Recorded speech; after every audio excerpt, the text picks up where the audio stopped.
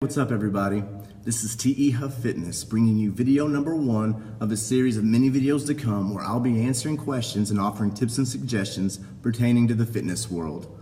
We're going to be covering all kinds of topics ranging from the different types of training, reasonable goals to set, dietary suggestions, and even finding the motivation to initially get started and start that lifestyle. We've got a lot of big ideas and a lot of room for growth, but we can't make it happen without your help. So with that being said, if you like what you're watching, hit the like button, but more importantly, subscribe to the channel because it just helps the cause, and also you're gonna get notifications for more videos to come, which they will. Also follow me on Instagram at TE Huff, and feel free to message me any kind of questions and I will answer them as quickly as possible, and I might even answer them on here. The first subject that we're gonna cover is the subject of cardio. We're gonna cover this because I can't tell you how many people all through the years have just asked me the same type of questions revolving around this subject. They've always wondered the significance of cardio. Just how important is it? Do I do cardio myself with my training? And how do they get started? Well, we're gonna touch base on all of these. First off, yes, cardio is very important. And the overall world of fitness, from strength training to resistance training to bodybuilding, I mean, when it comes to exercise, cardio wins hands down. As far as health benefits and longevity of life goes, cardio gets it.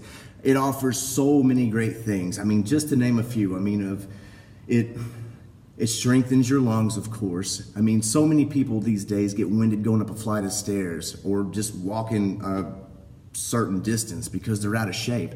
And when I say out of shape, I'm not talking about being obese or overweight. I mean, you don't have to be overweight to be out of shape. And that applies to a lot of people. It strengthens your heart.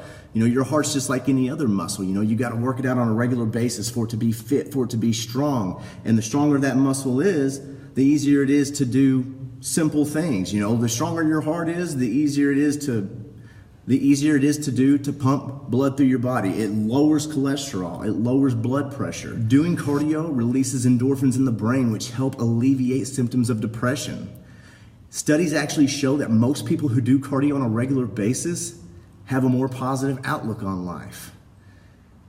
It decreases erectile dysfunction in men. It increases sexual arousal in women. Now, if you ask me, those two reasons right there are reasons enough to do it.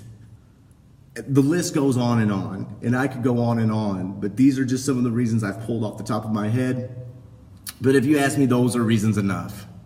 All right, and people ask me, do I do cardio with my training? You know, because I love lifting weights, I love cardio, and I believe that mixing the two together is very crucial, and I'm all for it.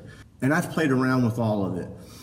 I used to lift and then I would run afterwards. And then I started to run before I would lift. I did the high intensity interval training. Even through the winter, I started getting really bad bouts of asthma, and I actually had to dial my cardio game back because it was just irritating my asthma way too much. But I still walked because walking is a lot better than nothing. And as the winter passed and the seasons began to change, I found that I was slowly coming out of it, and I've actually jumped back into my cardio game now. So I'm really glad for that. I've really upped it again. And you know, I swap it up. Some days I might do the high intensity interval training. Other days I might just run a distance. I might jog a mile. Other days I just go I get on a treadmill, I set it on a brisk walk on an incline. You know, I just kind of swap it up. But I've always been a firm believer of mixing the two together. I think it's very beneficial. So many people just lift, you know, and they've got that bulk and they've got that mass, you know, they're just big. But you mix a little bit of cardio in there and shed off some of those extra layers, some of that extra layer of fat that's over that, man, you can really expose that hard, lean muscle that's there. But with that being said, for those who lift, you know, to make gains and for muscle growth, you know, of course you do want to watch the amount of cardio you do because you can overdo it and it will hinder your progress as far as bodybuilding goes. But it's not hard to find the right combination. And if you find the right combination, believe me, it's worth it. And people have asked me just, how do they get started? I mean, it's simple. Go for a walk, you know, go for a walk.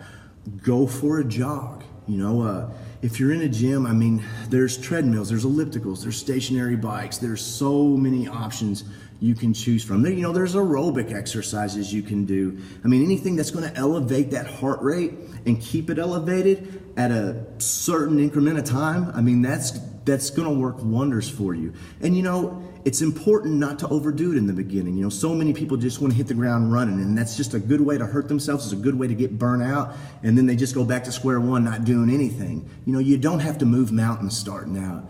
Just set decent goals. Just let's go back to walking, for instance. Say, I'm going to walk a mile 3 days a week. Well, you know what? Walk that mile. Do it that first week. Make sure you do it that second week and doing that third, and so on. And and eventually, as you keep doing it, you're going to be walking. You're going to be like, man, you know what? This is getting easier. So then up your game a little bit. Decide that you're going to maybe run a fourth of the way and then walk it, and do that, and then decide you're going to run half of it. And before you know it, you keep that up, you'll be jogging that whole mile. I mean, that's a great basic platform to start from, to go from, and to grow from. And that's what it's all about. It's just getting that game plan and having the discipline to stick with it, and then just growing from there. And I suggest that I would increase the intensity and not the volume. For instance, let's go back to you've mastered walking the mile. Well, then try and just achieve that mile in a faster amount of time by maybe jogging it instead of going for 1.5 miles. Now down the road, once you've mastered and you're jogging and you've got your stamina and your endurance and your coordination, but then yeah, you want to increase your time, go for it. But believe me, you should definitely get started and just take small steps and just keep going with those steps. And I tell you what, you'll be well on your way. You'll feel so much better about yourself from the inside out. I hope this video's helped.